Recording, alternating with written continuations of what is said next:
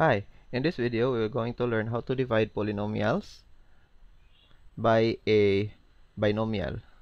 So last time we've considered a case where we divide a polynomial by a monomial, but this time uh, a polynomial by a binomial.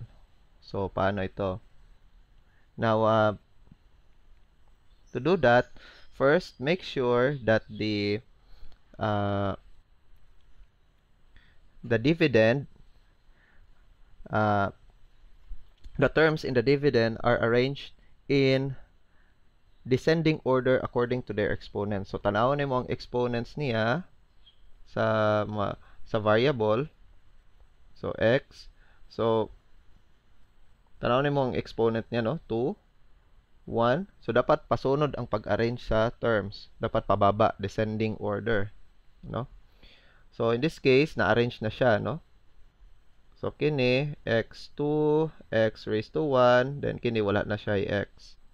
Constant na lang. So pababa na gid siya. So in this case, na-arrange na siya daan, so okay na, no? So that is, you do something like this: 4x squared plus 5 minus 1 divided by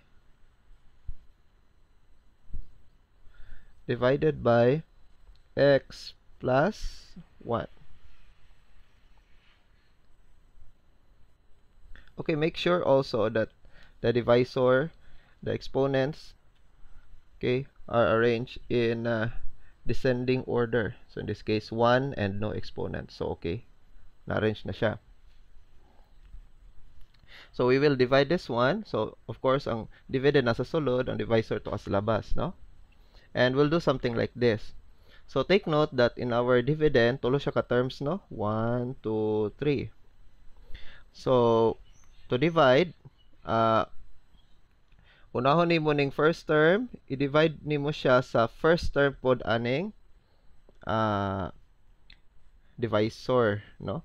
So divide ang first term, divide pod ang first term. Okay, so we will divide this one. 4x squared divided by x. So that is 4x squared divided by x. So that is 4. Okay, because 1 man na siya. So 4 divided by 1, that's 4. X squared over x. So of course, mag-subtract kag exponent. So 1 na lang na, diba? So ang answer kay 4x. So asa ibutang ang answer? Ibutang na to ang answer. Itupong na to dire pod siya sa naay x pod, no? So since x man dire, itupong pod nato siya. So ang answer dapat itupong ra pod. Dili na to siya ibutang dire. Okay, next is after dividing, multiply. So just like what we did in our division algorithm in our elementary. Okay? So ina na lang gyapon. After mag-divide, then times na pod ka. Okay? But this time, ang times kay tanan na jud, no? So ang answer, i-multiply nimo sa x, and ang 4x as well, i-multiply sa 1. Okay? So ito na gid tanan. So 4x times x, so that is 4x squared. Diba? Kaya nag-multiply man ka, so mag-add kag exponent. Next is 4x times 1, positive 1. So that is positive 4x. Then after, subtract. Okay? So we know how to subtract polynomials. 4x squared minus 4x squared, of course, 0. Wala na, no? Next, positive 5 minus positive 4. So, basically, that's 5 minus 4, right? 5 minus 4, the answer is 1. Then, copy the x. So, that's 1x. And 1x is just the same as x, alright? So, pwede naman na 1. Pwede po wala na. Then, after, you're going to bring down this one, negative 1 or minus 1. Okay?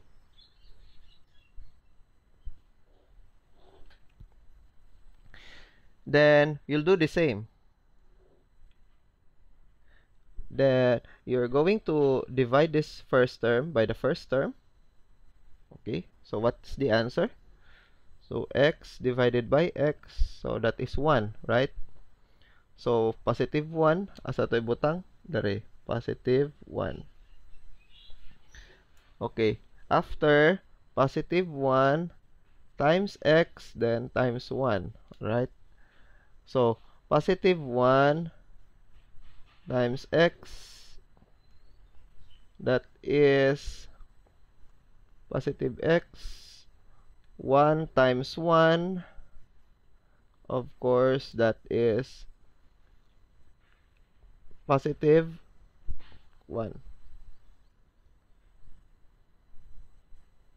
Then subtract.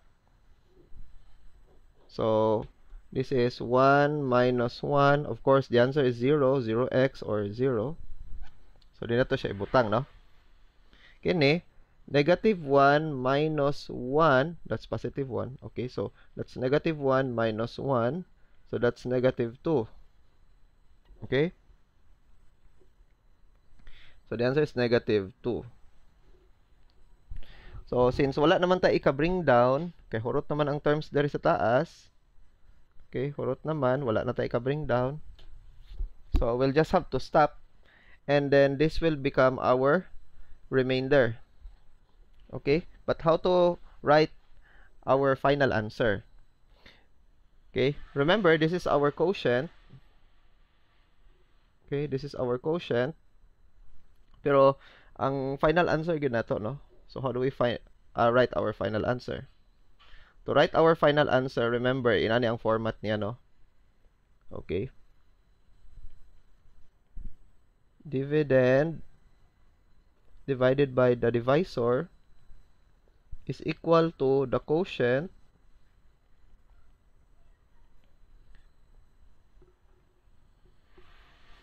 plus the remainder, kung sa tong remainder, over the divisor. Okay, so inani ang format sa atong final answer, no?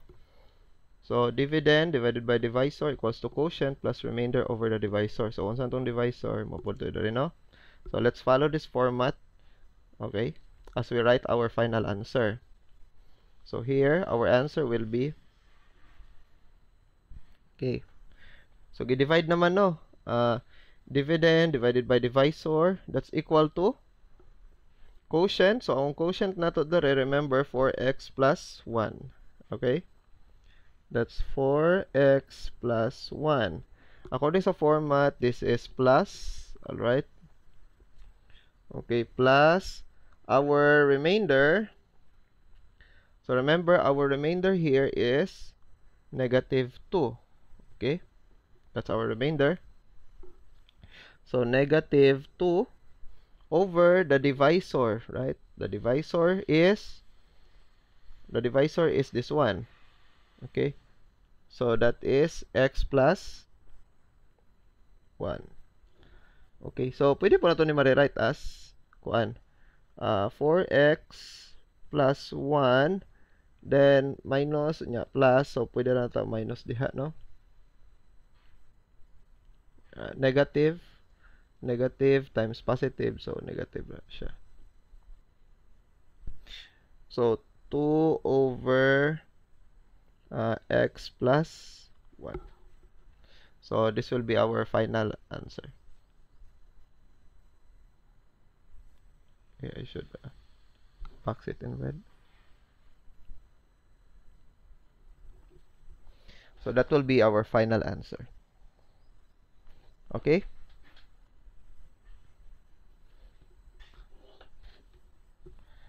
To give you a preview of our procedure, so first, debug, i-arrange na to ang quotient, ang dividend, then ang divisor. So first, ang gihimo na to ang first term, i-divide sa first term. Okay? Then after ana, na natay answer. So dapat ma-align siya kung x siya dara, x pud siya. Then after ana multiply na siya tanan. So mo na ning answer. Then after subtract. So after subtracting, okay, you bring down terms or term na dapat mo pareha sa term dere, no? So number of terms dere, duha man ka book terms dere. So kulang man tag isa ka ganiya diha, nag-bring down tag isa para duha na sad. So para mo match diha. Then after, balik na po ka sugod. Just divide this one first term by a first term. So we have this one. I-align sa constant, no? So again, multiply. So muna ni siya, then subtract. So muna ning answer. Since wala tayo ka bring down, we stop. And this will be considered as our remainder. And then our final answer should be written in this format. So this will be our final answer. Okay? So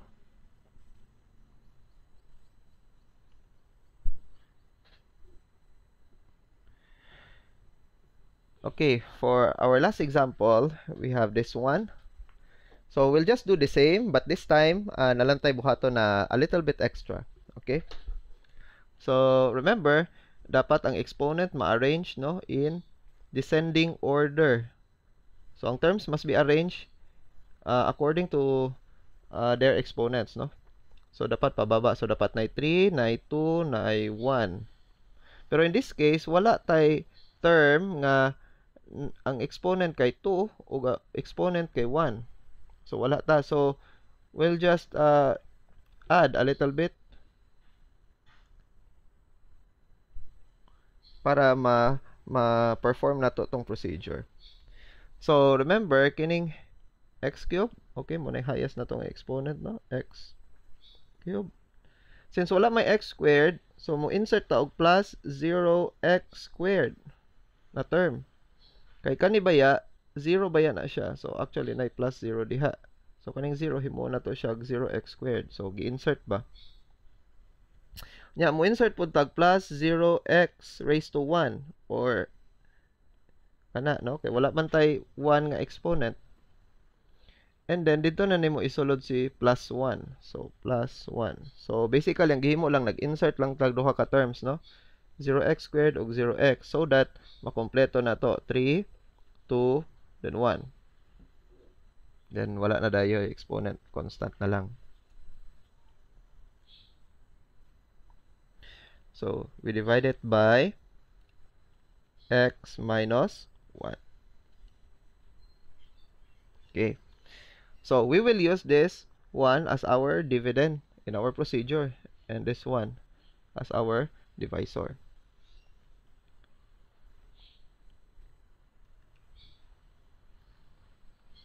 So ang tawag ani nga method kay long division, no? Long gid siya. So gamito na to na yung dividend, this x cube, then 0x plus 1, and then our divisor. Then we will proceed just like how we did it in number 3. Okay, so first, so we have 4 terms here already, and then i-divide mo ang first term by the first term. So that is x cubed divided by x squared, okay, so x cubed divided by x. So ang answer ana x squared. So asa na to ibutang ang answer nga x squared? Dire na to ibutang. Ito pong ginato pod sa naay x squared na term. All right? So next, we are going to multiply. So x squared times x, okay, that is x cubed. Then x squared times negative 1 negative x squared. And then subtract. So x squared, x cubed minus x cubed, so 0. Alright. Next is 0 minus negative 1. Okay, so 0 minus negative 1. This is just the same as 0 plus 1. So 0 plus 1 is 1. So the answer is 1x squared.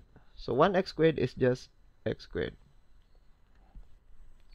Then you're going to bring down a term. So human naman ta og subtract, so mag-bring down tag isa ka term para duha na siya ka term dere para mo pareha diha, no?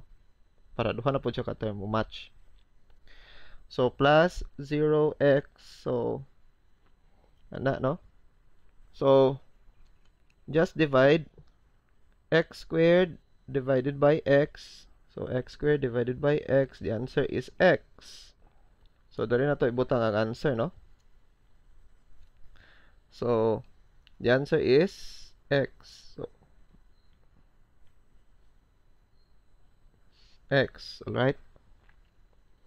Then you do the same, x times x, then x times negative 1. So x times x, x squared, x times negative 1, negative 1x or negative x. Then subtract, so that is 0, alright? So the answer here is 0, then teripod pilaman. 0 minus negative 1. Okay? 0 minus negative 1. So 0 minus negative 1, so that is 0 plus 1, so that's 1. The answer is 1. 1x or x. Then bring down 1. Okay, lastly, you bring down 1. Okay. Then after bringing down, divide again. Okay, so x times x, x divided by x, I'm sorry. So x divided by x, so that is 1. Okay, positive 1. So 1 times x, then 1 times negative 1. So 1 times x, that's x. 1 times negative 1, negative 1. Then subtract. So you have 0, 1, positive 1 minus negative 1. Positive 1 minus negative 1. So that is 1 plus 1. So that is 2. So the answer is 2. Since 1 naman tayo ka bring down, because all the terms here are already brought down, so wala na term dara, no? So muhunong na ta. So this will be considered as our remainder. Okay? And then write your final answer in this format. Do not forget. Okay, this one. So our final answer will be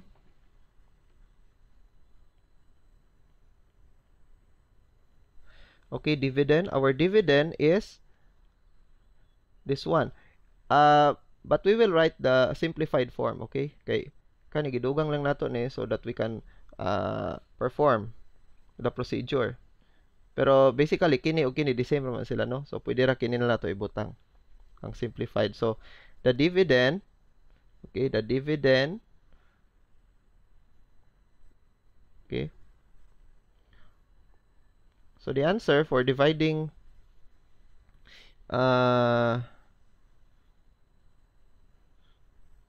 x cubed plus 1 and x minus 1 is, the answer is, the quotient, our quotient here is this one. So that is x squared plus x plus 1 plus, that's according to the format. Okay. So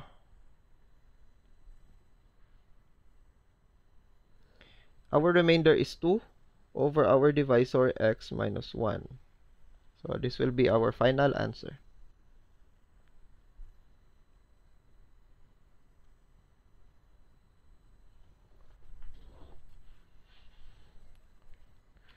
Okay, so that would be all for the division of polynomials. This is just a basic division of polynomials. And this can actually be extended to when the divisor is trinomial or even terms higher than 3. But this time we will just restrict ourselves with divisor binomial divisor and monomial. So that would be all for this video, multiplication and division of polynomials. Thank you very much and have a nice day.